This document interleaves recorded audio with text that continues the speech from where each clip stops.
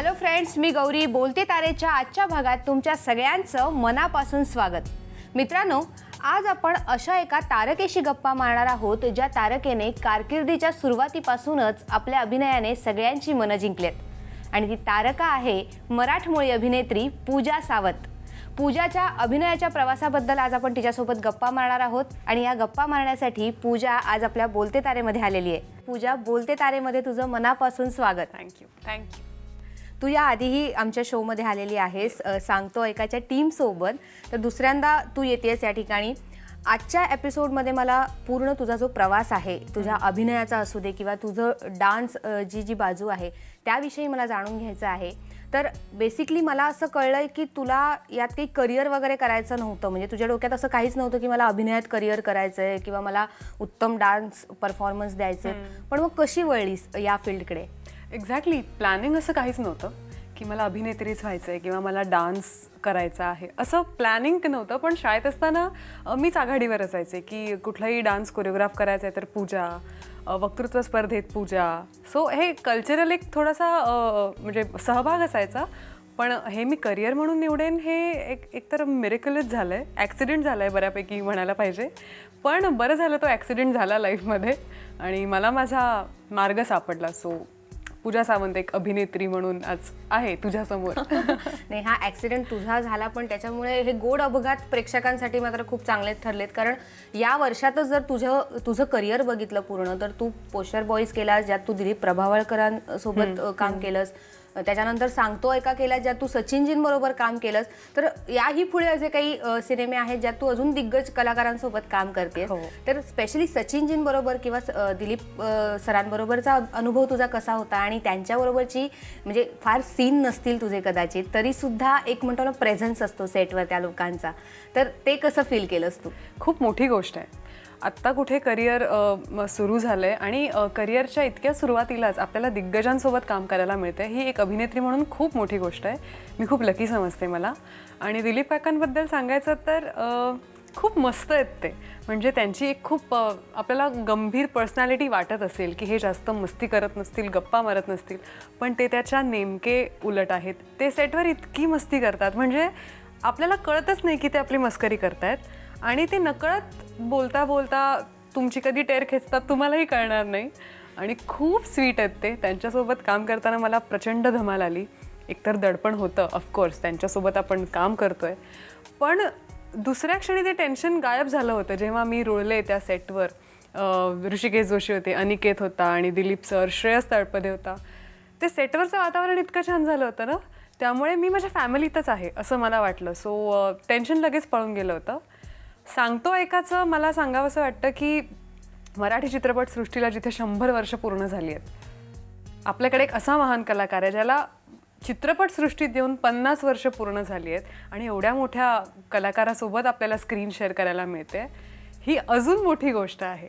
आणि दडपण मला इतकं नव्हतं कारण का मी सरांसोबत एक डान्स रियालिटी शो केला आहे, तेव्हा खूप भीती वाटली होती, त्यामुळे त्या डान्स रियालिटी शोनंतर थोडंसं रिलॅक्स झाले होते मी। आणि सेटवर गेल्यावर तर वेगळं काही सांगायची गरजच नाही कारण का सरांनी इतकं हेल्दी वातावरण केलं होतं सेटवर, त्यामुळे मी आणि संस्कृतीची ती डेब्यू फिल्म होती, आम्हा दोघींना त्यांनी इतकं रिलॅक्स केलं होतं, इतकं छान कम्फर्टेबल केलं होतं, त्यामुळे त्यांच्यासोबत काम करण्याचा एक वेगळाच अनुभव होता। Very happy after working with him. बरं, तुझ्याकडे एक ग्लॅमरस अभिनेत्री म्हणून पण पाहिलं जातं आणि पुढचे काही सिनेमे आहेत ज्यात तू अगदी गावच्या पद्धतीची आपण म्हणतो तशाही भूमिका काही करणार आहेस, म्हणजे दोन्ही लुक खरं तर तुला खूप चांगले सूट होतात किंवा तू ते कॅरी करतेस, पण हे कसं जमवतेस? म्हणजे एकीकडे तू बॉर्न अँड बॉटम मुंबईत राहिलेली आहेस आणि त्याच्या पलीकडे जाऊन मग साडी वगैरे नेसून असं त्या पद्धतीचं अभिनय करणं, दगडी चाळ करतेस तू याच्यानंतर, तर ते कसं जमवून आणतेस? काय तयारी स्पेशली करतेस त्यासाठी? ऑफकोर्स काहीही करायचं तर तयारी लागते, अभ्यास लागतो आणि अभ्यास झाल्यानंतर तुम्ही एकदा त्या भूमिकेत शिरलात ना की फारसं कठीण नसतं ते, फक्त त्या भूमिकेत शिरल्यानंतर पूजा सावंतला मी विसरते की ही पूजा आहे, विसरते कंप्लीट आणि ती जी भूमिका आहे ती मी करते।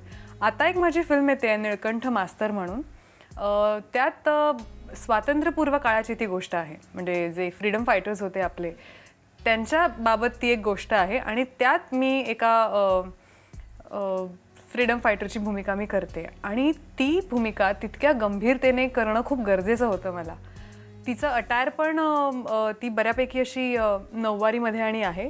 सो मला एक गोष्ट शेअर करावीशी वाटते की आपण जेव्हा भूमिकात कुठल्या शिरतो तेव्हा तो जो गेटअप आपण परिधान करतो आणि त्या कॉस्ट्युममध्ये आल्यानंतर आपण त्या भूमिकेचे होऊन जातो खरं तर.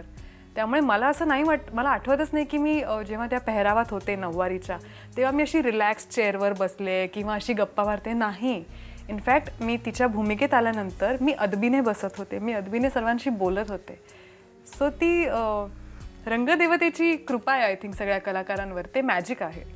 खरं आहे, तू मॅजिक म्हणालीस त्याला, पण हा जो तुम्ही लुक कॅरी करता किंवा या सगळ्या गोष्टी तुम्ही इझिली करता, यात डिरेक्शनचा एक भाग असतो की ते तुम्हाला खूप चांगले ट्रीट करतात. आणि त्यात मी बोलते कारण निळकंठ मास्तर गजेंद्र हिरे डिरेक्ट करतायत, तर त्यांच्याबरोबरचा अनुभव तुझा कसा होता? कारण गजेंद्र सरांच्या खूप चांगल्या चांगल्या फिल्म्स येऊन गेलेल्या आहेत आणि अतिशय वेगळ्या धाटणीचा विषय असतो त्यांचा. तर हा सिनेमा जो तू करतेस निळकंठ मास्तर, यामध्ये गजेंद्र सरांबरोबर तुझं काम म्हणजे त्यांच्याकडून काय शिकायला मिळालं तुला? खूप काय काय शिकायला मिळालं. आणि एक गोड असा योगायोग म्हणजे माझ्या बर्थडेच्या दिवशी त्या सिनेमाचा पहिला दिवस होता आणि मी शूट करायला गेले होते. आम्ही अहमदनगरला शूट करत होतो आणि थोडंसं वाईट वाटत होतं कारण का फॅमिलीसोबत नव्हते. माझा पहिला वाढदिवस जो मी फॅमिलीसोबत नाही सेलिब्रेट केला. आणि त्या दिवशी कुठल्या तरी शेतात आमचं शूट होतं, मचाण होतं, त्याच्यावर मी आणि ओमकार असं सीन होता. रात्रीची वेळ, मक्याची कणसं होती आय गेस, हां मक्याच्या कणसाचं शेत होतं. आणि झालं वगैरे सीन सुरू असताना ॲक्शन असं म्हटल्यानंतर सगळ्यांनी गायला सुरुवात केली, हॅपी बर्थडे. मला कळेच ना एका पॉईंटला. सो यू वोंट बिलीव्ह, त्या मक्याच्या शेतात ते केक घेऊन आले होते आणि तिथे त्या रात्री माझा बर्थडे त्यांनी सेलिब्रेट केला. That was the best birthday of my life. So इतके छान छान अनुभव आलेत गजेंद्र सरांसोबत काम करताना. मला आठवतं की जेव्हा बर्थडे सेलिब्रेट झाला तेव्हा गजेंद्र सर पहिलाच दिवस होता शूटचा आणि आम्ही तसे ओळखत नव्हतो एकमेकांना, पहिल्यांदा काम करतो आहे. पण ते मला म्हणाले चला, मला बरं वाटलं की ह्या पोरीचा बर्थडे आज खूप छान सेलिब्रेट झाला आपल्या सगळ्यांमुळे. सो ते इतके गोड आहेत. आणि त्या दिवसानंतर मग जी काही आमची केमिस्ट्री मॅच झाली, मग गप्पा मज्जा. आणि आम्ही भोरला शूट करत होतो आणि मला गोड खायला प्रचंड आवडतं. I am fond of sweet.